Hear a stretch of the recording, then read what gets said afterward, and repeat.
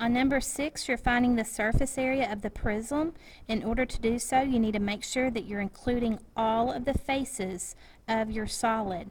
So in the case of this type of prism, we know the lateral faces are always going to be rectangles in a prism, and we have two faces that are not rectangles that are triangles, so we know this is a triangular prism.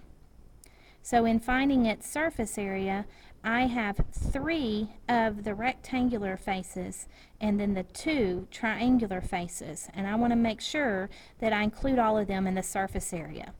Now, you can tell whether your rectangles are congruent or not based on the sides of your triangle. If this triangle had sides that are all congruent, then I would know the 3 rectangles would also be congruent. In my circle, however, I'm given this side is 6 inches, and I don't know what the side length is of these other 2 sides. What I do know is the vertical height of that triangle is 4. So I can find these sides by focusing in on the fact that we have a right triangle right here that we can use the Pythagorean Theorem on. So this side we're given to be 4, and this side of that right triangle is half of that side of 6. So we're focusing in on this right triangle with the height given as 4 inches, and this base is the half of that 6 side, which is 3. That's our most famous Pythagorean triple. The sides are 3 and 4, which means the hypotenuse has to be 5. If you don't know that, you can do the 3 squared plus 4 squared equals your c squared and solve for c and find that it is 5. So since this side is 5, we would have the same right triangle over here, the 3, 4, 5 again.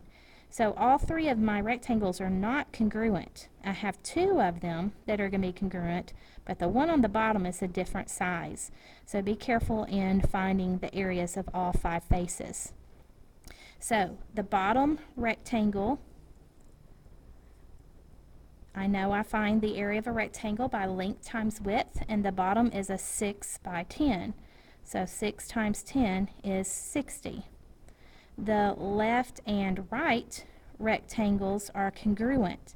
So I have 2 of them, and their length and width are 5 and 10. Well, 5 times 10 is 50, and 2 of those makes 100. Then I have the triangles, and the bases are always congruent to each other.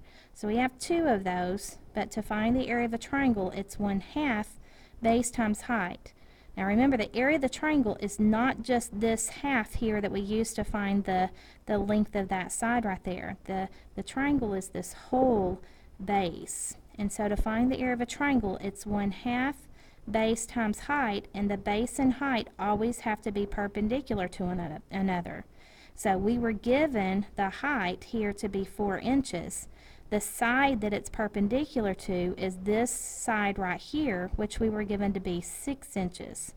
So the base and height are 4 and 6, not 4 and 3. That would only be half of that triangle. So 4 times 6 is 24. Half of 24 is 12. 2 times 12 is 24. So I have all 5 faces here. I have the bottom rectangle, that's 1, the left and right rectangle, that's 2, and our 2 triangles make a total of 5 faces. So when I add the 60, the 100, and the 24, I get 184. And since these dimensions are given in inches, my surface area would be square inches.